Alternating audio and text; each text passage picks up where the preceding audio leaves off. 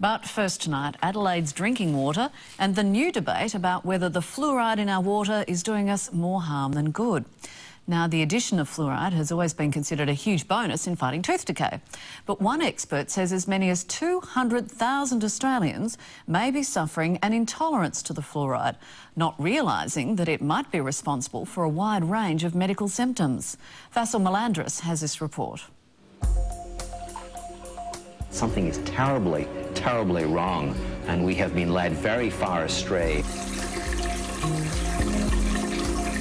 It took me 6 months to get the legs to recover from the ulcers.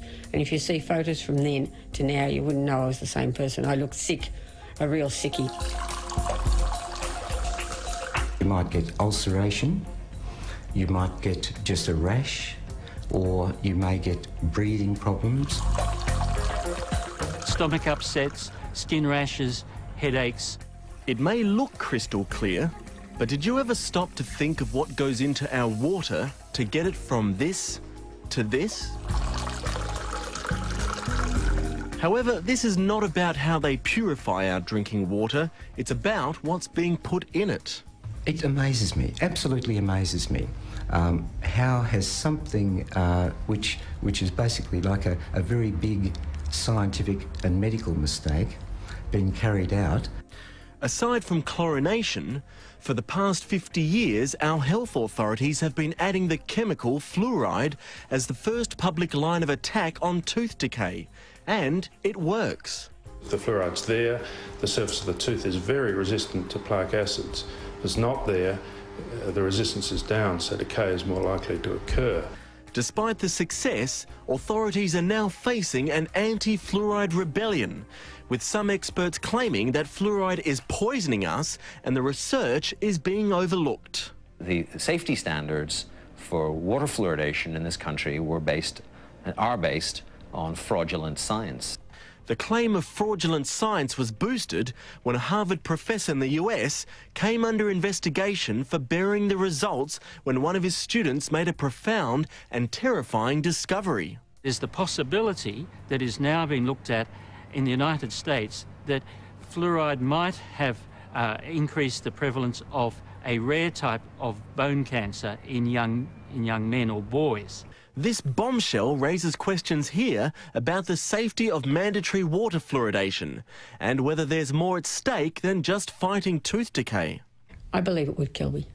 Geelong grandmother Elaine Valentine says she couldn't understand why she was able to lead a normal, healthy life in her hometown, but whenever she headed to Melbourne and drank the water, she'd come home a very sick woman. I feel lousy and I get very lethargic, couldn't care less about anything. Very, very tired and very, very wheezy and just feel plain ill. But all she was told was that it was a virus or exposure to plane fumes or even asthma.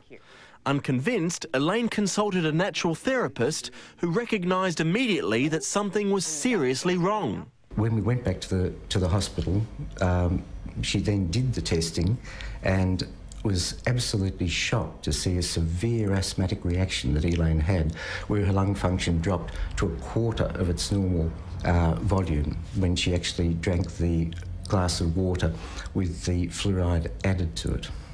Dr. Philip Robertson says up to 200,000 Australians may be suffering from an intolerance to fluoride and not realise it, with symptoms ranging from headaches or indigestion to chronic arthritis. If somebody's taking fluoride and they suspect there's a link between their symptoms, it's a matter of getting them off the fluoride and watching to see if there's an improvement. And Elaine's not his only client.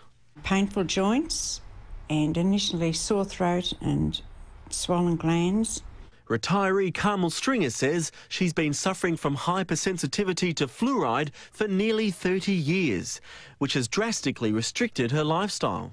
In some people it could be fatal. If I'd continued, it could have killed me. She's had to fork out hundreds of dollars for a reverse osmosis water filter, the only way to remove fluoride in the home, but says it's restored her health. Symptoms went almost immediately. But Elaine and Carmel's pleas for recognition seem to be falling on deaf ears. 80% of public water in South Australia, New South Wales and Western Australia is fluoridated, nearly 70% in Victoria and 91% in Tasmania. Queensland defies the trend with just 5%. But that may also change as health authorities make the push to cover more and more communities. And the reason? It's good for our teeth. Alzheimer's, birth defects, crime rates, you name it. There have been links brought up to it, but there's no proven scientific evidence for any of these links. Adelaide's Jason Armfield from the Australian Research Centre for Population Oral Health says there's nothing of substance in the case against fluoride, and he recently co-authored a paper stating the benefits far outweigh the risks. As with the majority of our research, we found that children who are living in non-fluoridated areas generally had higher decay rates than children who are living in fluoridated areas. However, other experts argue that while toothpaste contains a pharmaceutical-grade fluoride, which has undergone stringent testing, the fluoride in our water is derived from a different, more worrying source.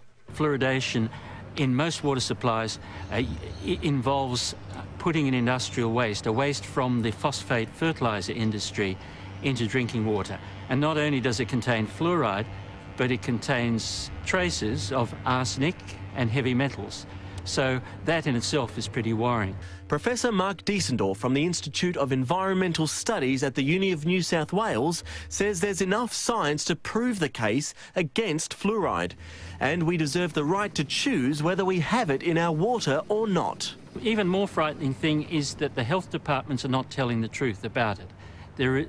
They are so committed to fluoridation that they are suppressing evidence of harm. While the jury's still out on fluoride, and experts on both sides are locked in a fierce debate over its effectiveness and safety, Carmel Stringer has this warning. Well, if you have any symptoms that go on that you worry about, go to an allergy specialist, have it diagnosed. Everyone has a right to be free from such exposures from what is essentially mass medication with an uncontrolled dose. So this is really a violation of ethics as well as a violation of people's health.